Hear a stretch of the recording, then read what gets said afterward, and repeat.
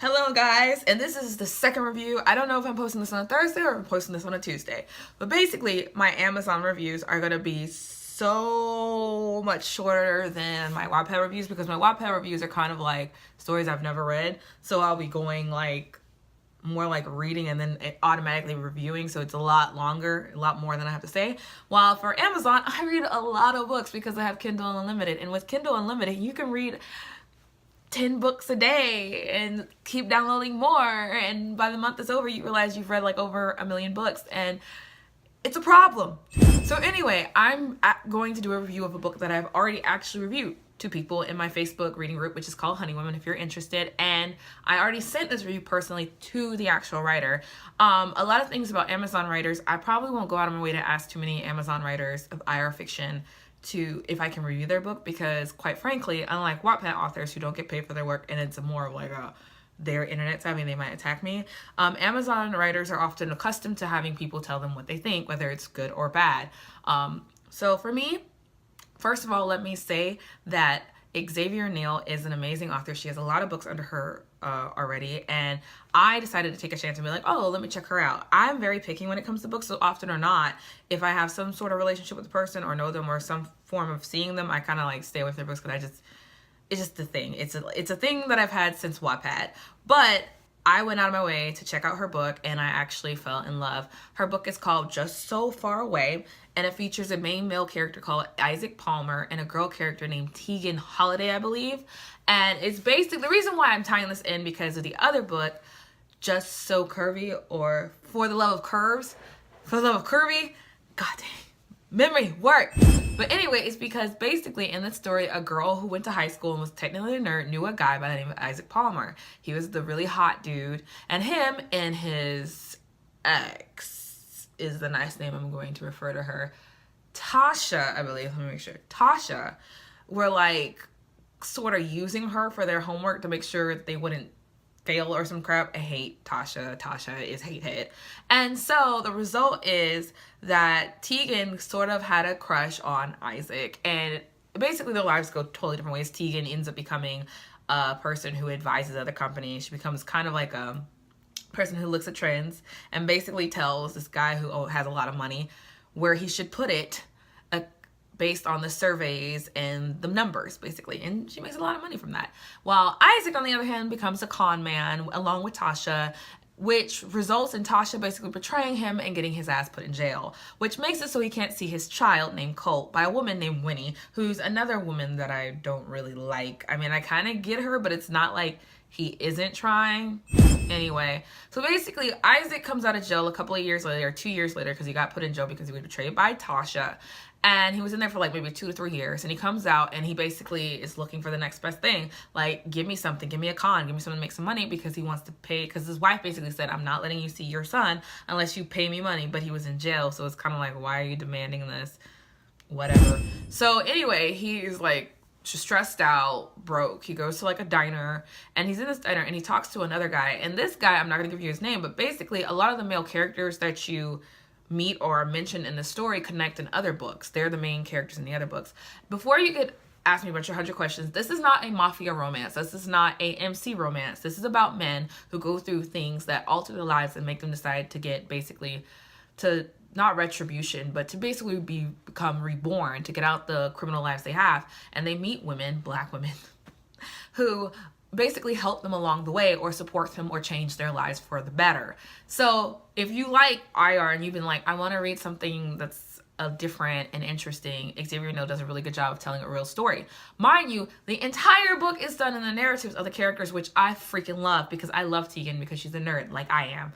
I love nerds, and she's a nerd who rambles off random facts, and I love that.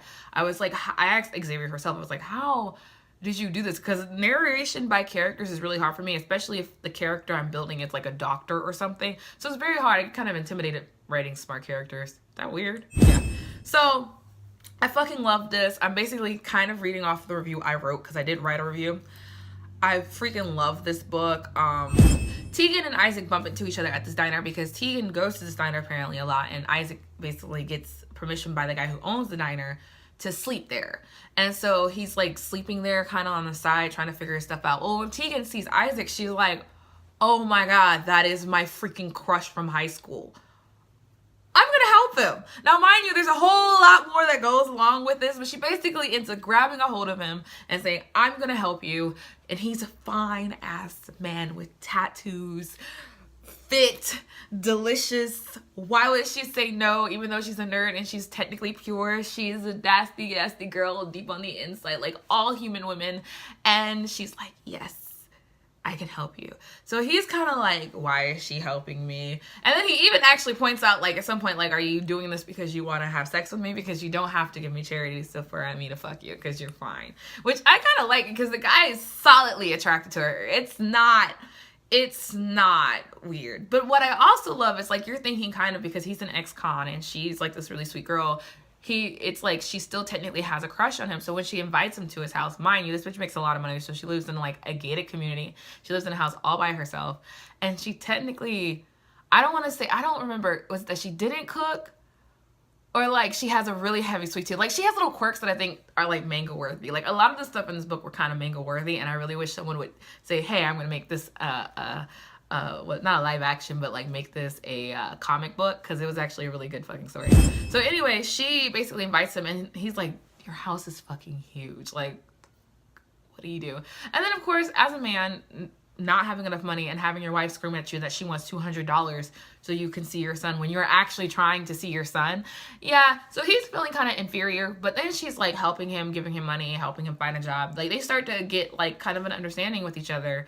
And he's basically turning his life around. He gets a job at the gym that she likes to go to. And he's like, you know, whatever, he's getting his shit together. And it's kind of hard. Like, they kind of have back and forth, but it's not monotonous and it's not repetitory. The stuff that they kind of talk about, it's different, but it makes sense. But the cute thing is that she's black and she's like perfect, and she's like, it's almost like the stereotypes of the opposing. So like, well, everyone's looking at him thinking he's about to rob her, or he's about to do all this kind of crazy stuff to her. They see her like, who is this dude and everything. She's like the sweet girl, so everyone's like, Miss Holiday, who is that with you? Like, what, you know? So eventually, though, it's funny because technically you start to realize that Tegan might need Issac, because while Tegan just has a habit of rambling and just kind of getting sucked into equations and numbers and overworking herself, and Issac is like, bae, sit your butt down. I just said in another video I did not like the word babe or bae, but here I am using bae, whatever. Bae, sit your ass down and like relax. So basically they get closer, things, because Tegan is not mad. Mind you, Tegan's boss, who's like this like super rich playboy who has mood swings, apparently has a thing for her, because at first you think she's just dealing with this annoying, really handsome boss who has mood swings and fires people at whim. She turns around and it's like the guy comes, because by this time they have a relationship. And Tegan basically is okay with him having a kid. And Tegan's just really easygoing for a girl at the level that she is. But she's really lonely too. And she's a big reader. So she's lonely. She's a big reader. And she had a crush on him. And Issac isn't exactly a evil man. He's just a con artist. And he's not conning her. Well, when he shows up at the office and the boss sees him, the boss is like, who is this man with my woman kind of attitude? Like, he's trying to show off that he knows Tegan and that he can take her to these like really expensive restaurants. And Tegan, because she's cute and pure, she's just like, no, I'm going with Issac. He's about to tap that ass. Have a nice day.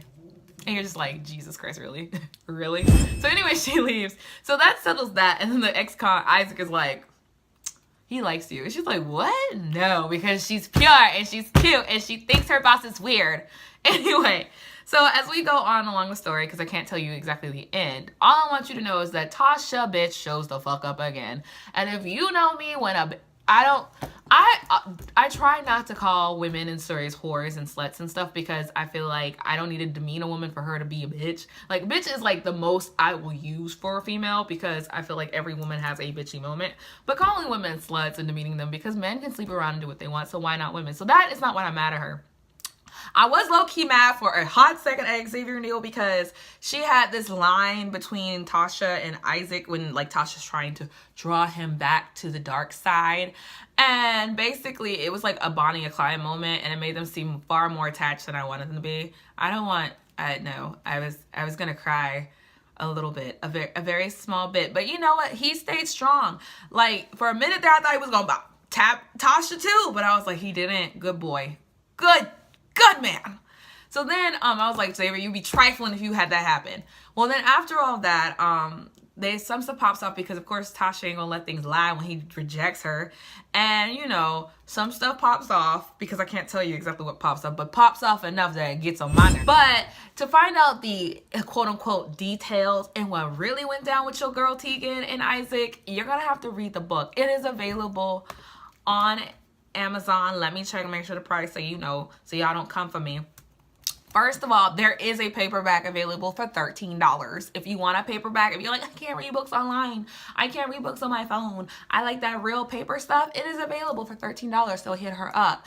If you are looking for a downloadable version, Kindle Unlimited is where it's at, and that is nothing. It is free.